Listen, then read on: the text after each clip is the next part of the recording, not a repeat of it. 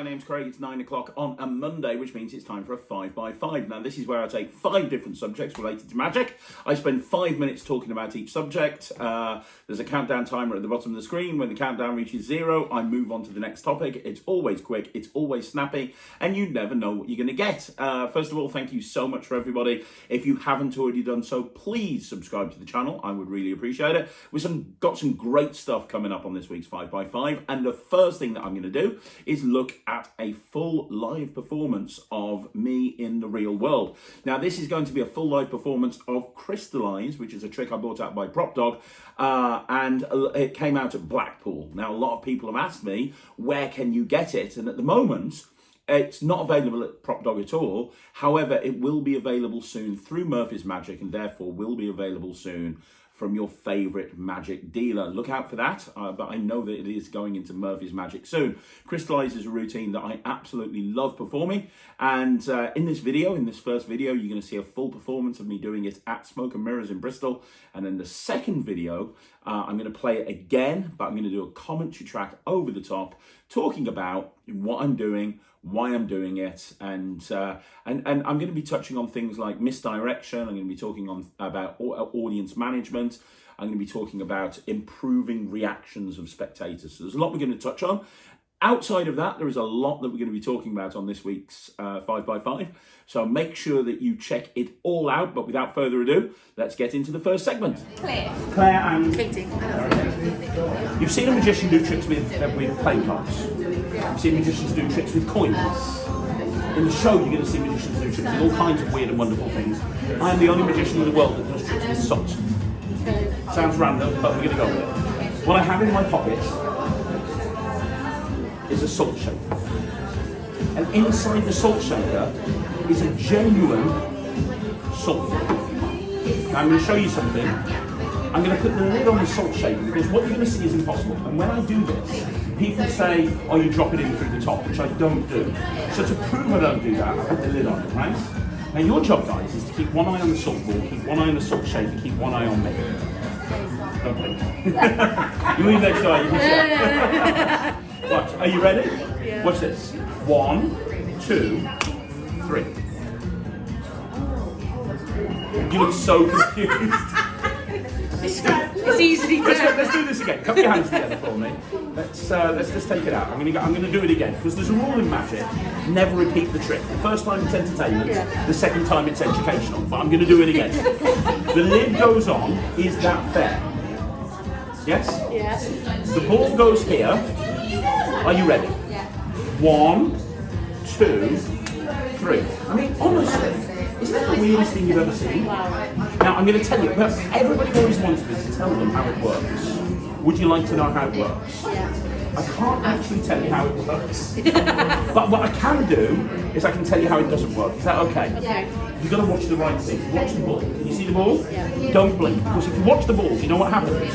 You miss it go on top of the salt shaker. Wow. That's so weird. Now, I'm going to tell you genuinely how it works this time, okay? I'm going to tell you how it works. It's very, very simple. But first of all, let me show you one more time. Pop it in there yourself. Is that fair? Yeah. The lid goes off, yes? Are you ready? You see it in there. This is about as close to real magic as you can actually get.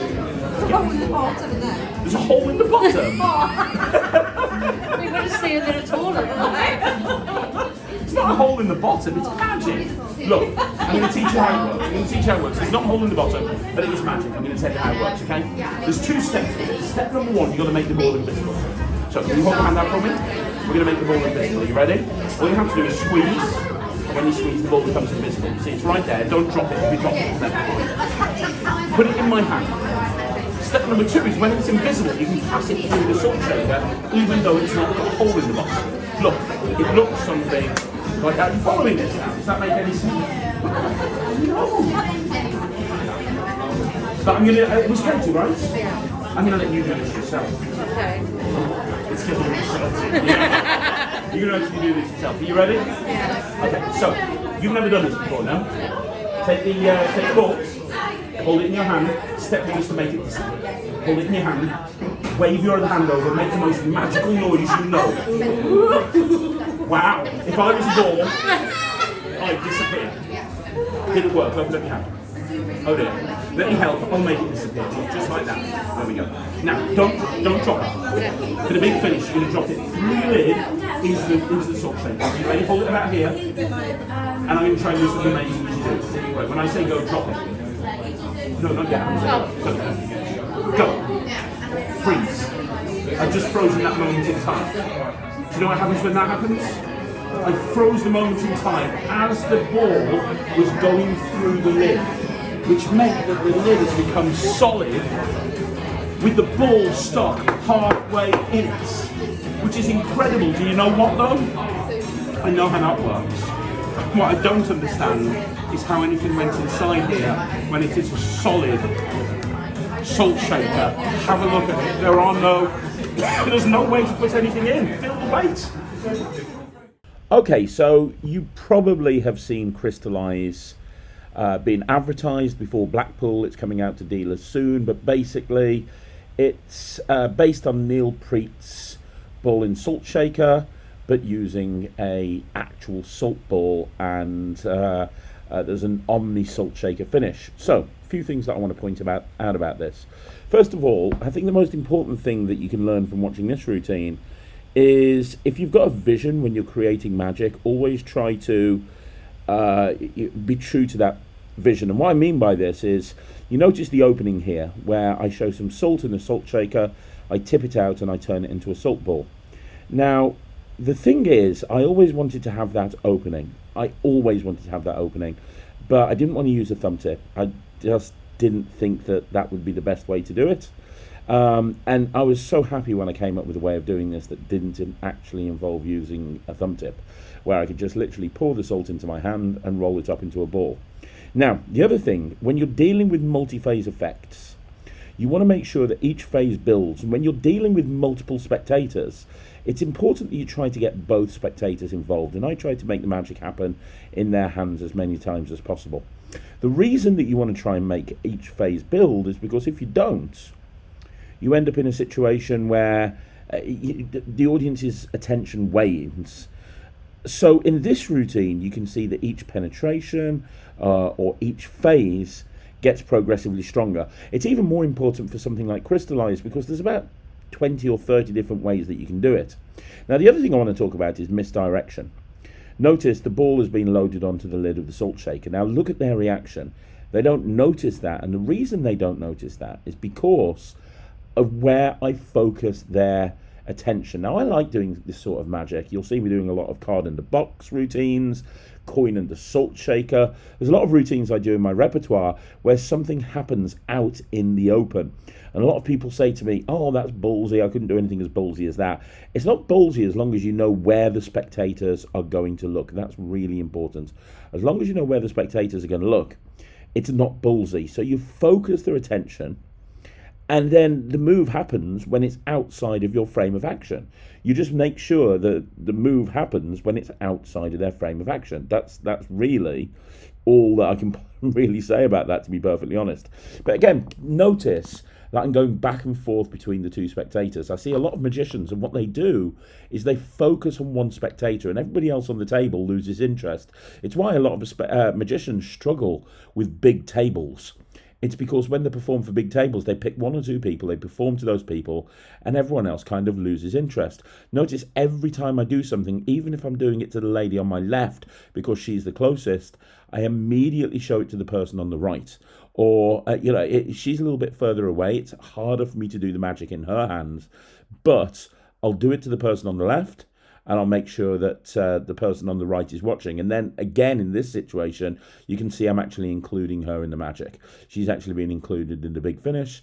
I think the most important thing when you're dealing with spectators like this is don't be afraid to ad-lib. Don't be afraid to go off script. I mean, that's exactly what's happening here. Everything is going off script. Now, notice I'm laser focusing all of the attention on the person to the right. So anybody else that's watching this, and there are other people watching as well that are off camera, they're focusing on what I'm having that spectator do. which is when I've actually already done the switch for everything. Everything's already switched in now, ready for the finale. Nobody ever notices anything. I mean, the move that you use to switch everything in is pretty clean, but nobody ever notices anything because it all happens when the spectator isn't looking. It all happens when the audience isn't looking. Now in Crystalise, it's fairly easy because the thing that you switch in looks exactly like the object you're using. So you can have it on the table and it's hidden under plain sight, which is really nice. But the most important thing is, if you're wanting to do a ballsy move or you're wanting to do something where you're bringing something to everyone's attention, you need to make sure that you do it when they're not looking. It's the basics of misdirection. Wait until people aren't looking and then do the move. That's the most important thing that I can say when it comes to this sort of routine. And make sure, if there's one take home from this video, it's that when you're performing to multiple spectators, make sure that you involve all of the spectators in the act. Okay, so I want to do a review for you guys now of the Haunted Key Deluxe by Murphy's Magic. A bit of an interesting story behind why I'm actually reviewing this. I've always kind of seen people do the Haunted Key, but it's not really something that I've done in my act ever. And Ryland became an ambassador recently for Marvin's Magic. And as part of that, they sent him a huge load of magic. And one of the things that they sent him was Haunted Key. And he took it out and he was like, what's this? And I was like, oh, it's this thing that turns around. And he said, oh, what like 4MG did on Britain's Got Talent, because he actually remembered 4MG doing this on BGT. And I was like, yeah, that's right. That's the exact same thing. And he said, how does it work? And I said, well, I kind of know, but not really. So he kind of watched the instructions and read the book and he kind of figured it out. And he showed it me and I was absolutely blown away. I was like, that looks a lot better than I thought it did. And it's the perfect example of you overlooking tricks because you think they're too simple, whilst in actual fact, they're really good. Now, I've since seen him perform this quite a few times, and the reactions it gets are nothing short of incredible, because at the end of the day, this thing is moving in your hands with apparently no means of support. And what's really nice is that you can have it examined, they can look at it, and, you know, it's just really strong, a lot stronger than I thought it was. So I said to Ryland, well, let's see, you know, the Marvin's Magic key is great, but let's see if there's another key out there. And we found the Haunted Key Deluxe, which has been bought out by Murphy's Magic. And I actually found this at Alakazam. And it was when I was out down there filming a new project, and Pete showed it me, and I was like, this is really good. And so I wanted to give a shout out to Murphy's Magic Haunted Key. Now, I've got to be honest with you, I still don't do this. I am actually planning on getting good at it. Ryland does it really well, though. So I'm going to put a video clip up of Ryland performing this. This is something that he put on his Instagram channel. If you don't follow Ryland on Instagram, you absolutely should. Here's a video of Ryland putting this on his Instagram channel. Yeah, I've got this rusty old key. Now, there's a legend that says it's actually haunted. And this is proof that it's haunted. I want you to take your hand. What? There. Start turning it. Just like that, yeah. Now you see, the faster you turn, the quicker it gets.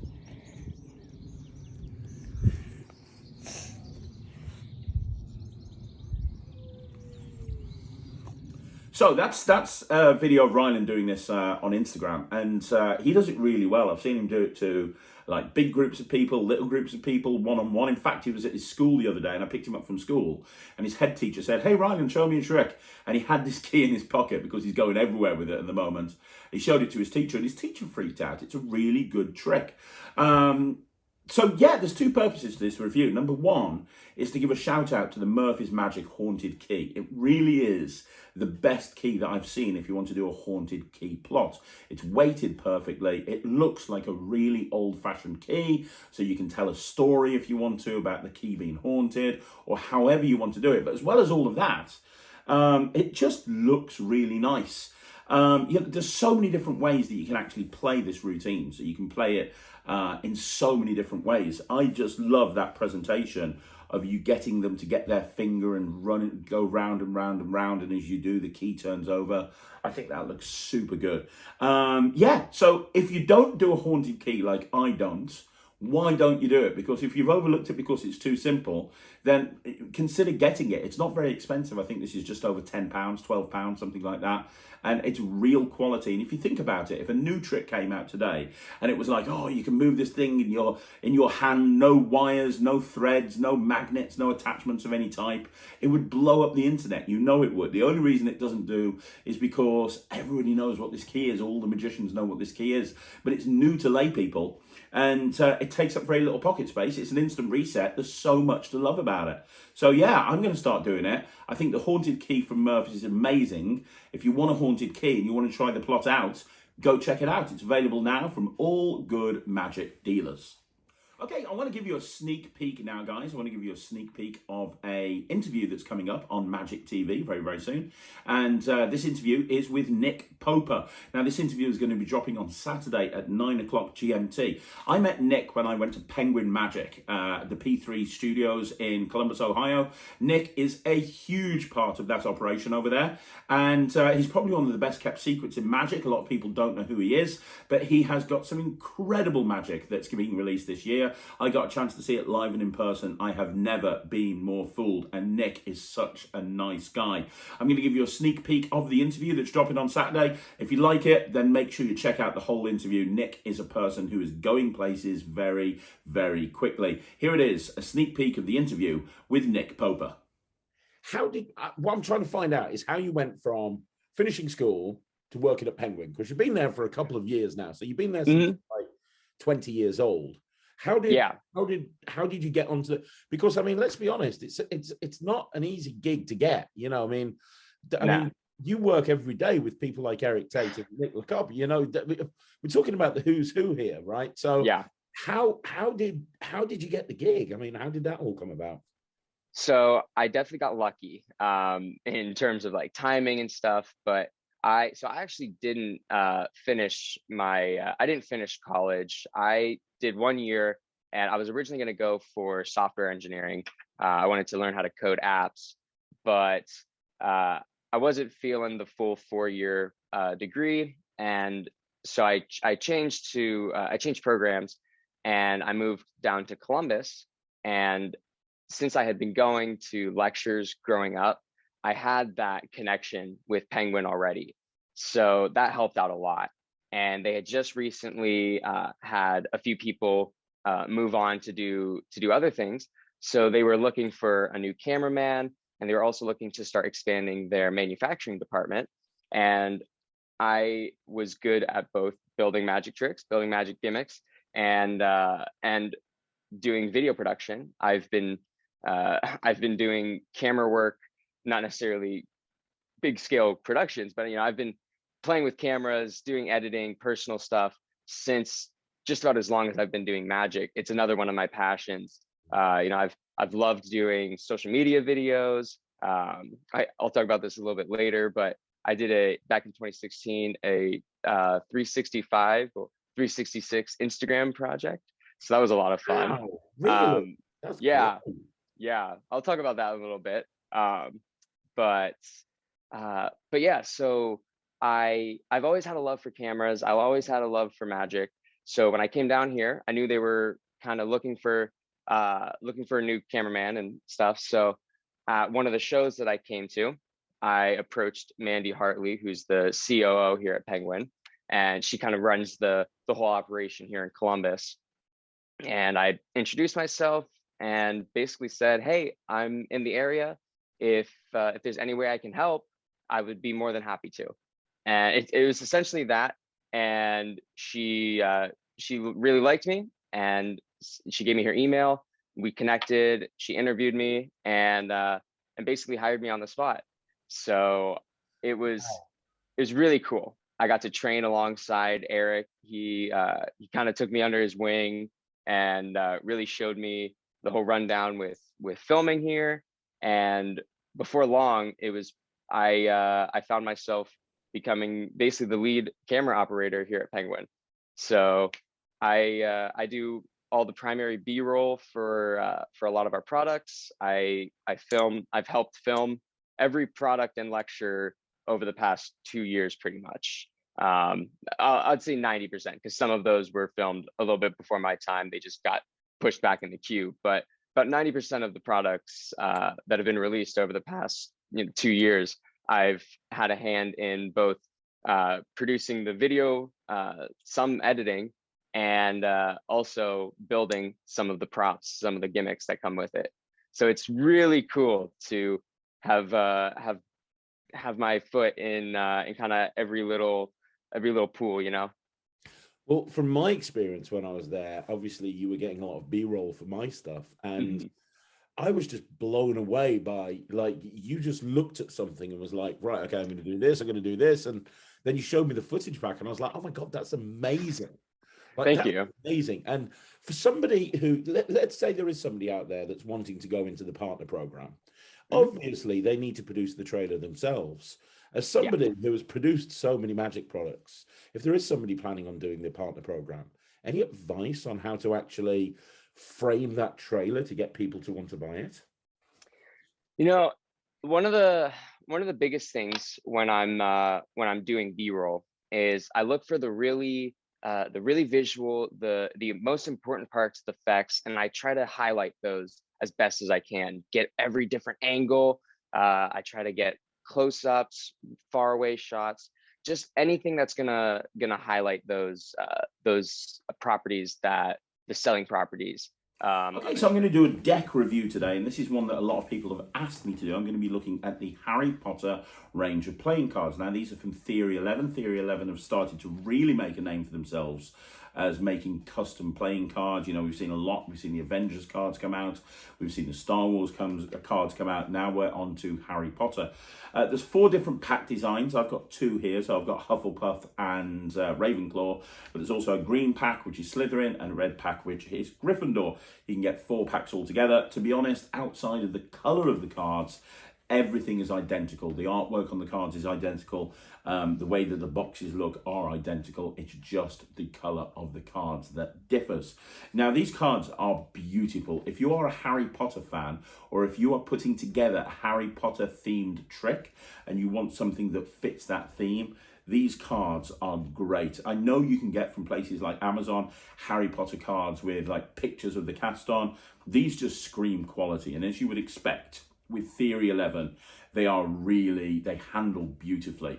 What I'm going to do is I'm going to get the camera to come a little bit closer, and I'm going to run you through all of the court cards, I say court cards because, to be honest, the artwork on the court cards is fantastic.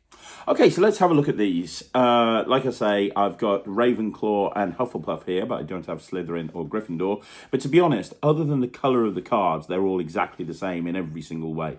So first of all, have a look at the box. The box is absolutely beautiful.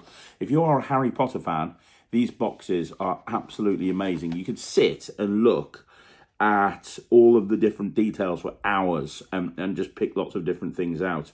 They've got the 4 crests from the whole 4 houses in the corners, and they've got obviously Hogwarts Castle right there in the middle. You've got platform 9 3/4 down there. The backs of the cards are really, really nice as well. I mean, just the box screams quality. It's lovely.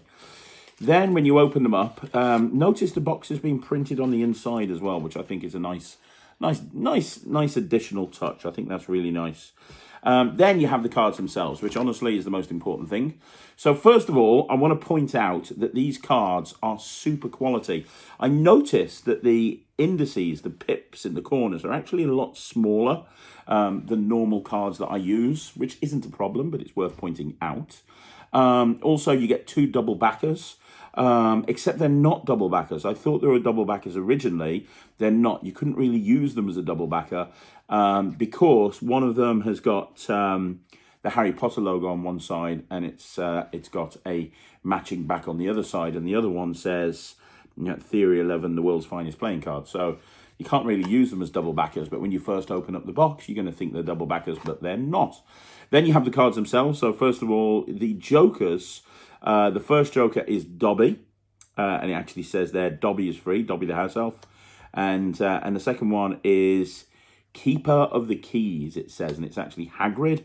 And what's Hagrid's name? Fang, isn't it? Sarah's behind the camera. Is it Fang, Hagrid's dog? Hagrid's dog's Fang. I love the Ace of Spades. The Ace of Spades logo is absolutely magnificent. I think that's meant to be Hedwig flying there. And each one of the pips on the cards, as you can see, They look really nice. I mean, this whole deck just screams quality, to be perfectly honest. And then you've got the court cards, and I had real fun trying to figure out who the court cards were. Jack of Spades is Neville Longbottom, and he's got plant because obviously he's into herbology. I think the Queen of Spades is Luna Lovegood, but I'm not 100% sure. The King of Spades is Severus Snape. Then you go down to the Jack of Diamonds, that's Sirius Black. You've got the Queen of Diamonds, which is Professor McGonagall. And then you've got Albus Dumbledore as the King of Diamonds. Then you've got the bad guys in the clubs. You've got Voldemort as the King of Clubs. I can't remember her name. Sirius's blackest sister or something. And then you've got Draco Malfoy as the Jack of Clubs. And then all the way down, you've got the three main characters in the Hearts, Ron, Hermione, and Harry. Yeah, I mean, they're the cards. They farrow really nicely. They handle really nicely. If you're looking for a nice deck of cards, they farrow out of the box, as you can see, completely out the box. They farrow perfectly, and they handle really, really well. So if you are somebody who's maybe looking to do something themed to Harry Potter, these are definitely the cards that you want to use. So guys, that is another 5x5 in the bag, as Ryan would say. Thank you once again for spending your Monday evening with me right here on Magic TV. Like I said at the beginning of the video, please don't forget to subscribe to the video. Subscribing really helps. If you want to see particular things on the next week's 5x5, again, please let me know. You want to see more videos like this, like I said, subscribe to the channel, leave a comment down below, and I'm going to be back again tomorrow on Tuesday with a Talk Magic interview. It's going to be a Talk Magic on Tuesday, and also a short and a Magic Live. So I'll see you for all of those. Don't forget, it's the Magic Podcast with myself and Lloyd Barnes this Wednesday. We missed last week for various different issues, but we're back this Wednesday with a blast. We'll see you again soon. Thanks very much for watching. My name's Craig from Magic TV.